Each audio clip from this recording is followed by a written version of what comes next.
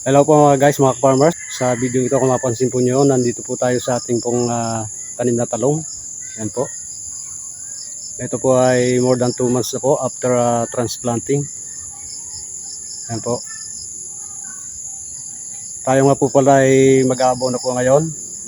Tama-tama po, basa po yung lupa. Katatapos lang po umulan. Yan po, dahil sa ngayon nga po ay tagulan. Yan po, kung mapansin po ninyo, madilim po yung ating kalangitan.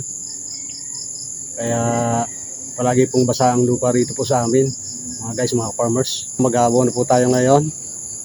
Yan po, pakikita ko po sa inyo kung paano po tayo mag-abono kapag ka po ganito pong tagulan.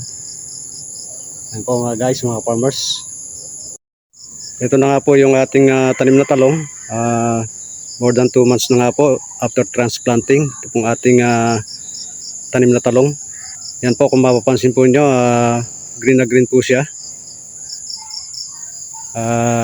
Malusog na malusog po yung ating pong tanim na talong, mga guys, mga farmers. Yan po. Ang gagawin po natin ngayon ay mag-aabono po tayo. Ang paraan po ng ating pag-abono ay side dress po, or ilalagay na lang po natin sa puno. Hindi na po natin tutunawin sa tubig ang ating pong abono. Yan po, dahil sa panahon naman po ng tag-ulan ngayon, kaya madali rin pong matutunaw ang ating pong ilalagay na abono. Ito po yung ating tanim na talong. More than 2 months na po after transplanting. Ito pong ating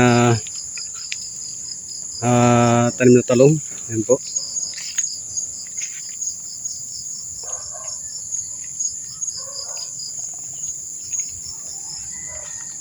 Ayan po, at tayo po ay mag-umpisa na pong mag-abono, mga guys, mga farmers.